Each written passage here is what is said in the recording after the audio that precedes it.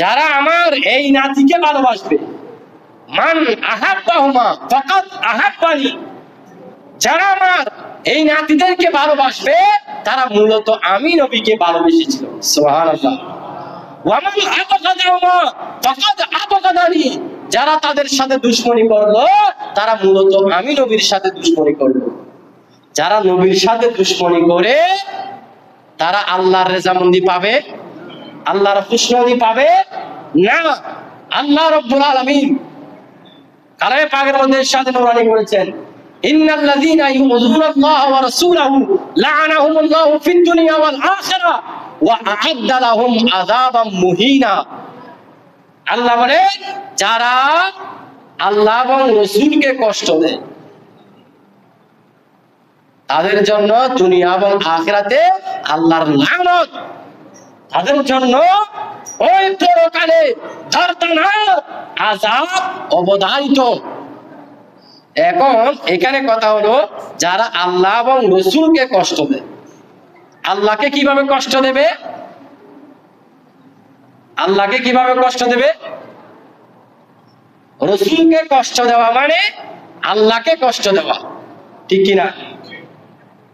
কারণ যারা আল্লাহকে পেতে চায় তারা রাসূলের দামান ধরতে হবে। রাসূলের দামান ধরা ছাড়া আল্লাহ পাওয়া অসম্ভব। আল্লাহকে যে পাইতে চায় হযরতকে ভালোবেসে, আরশ কুরসি লৌহ কলম না চাইতে পেয়েছে সে। সুবহানাল্লাহ। যারা আল্লাহকে পেতে চায় তারা রাসূলকে ভালোবাসতে হবে, রাসূলের দামানে আসতে হবে, রাসূলকে মহব্বত করতে হবে। এখন যারা রাসূলের মহব্বত পেতে চায়, রাসূলের ভালোবাসা পেতে চায়, যারা রাসূলের রেজামন্দি পেতে চায়, তারা অবশ্যই ইমাম আলী মাকাম হাসনাইনে কারিমাইনদেরকে ভালোবাসতে হবে। এখন যারা রাসূলের নাতির উপর, গলার উপর ছুরি ছাড়িয়েছে, তারা কি রাসূলকে ভালোবেসেছে? না।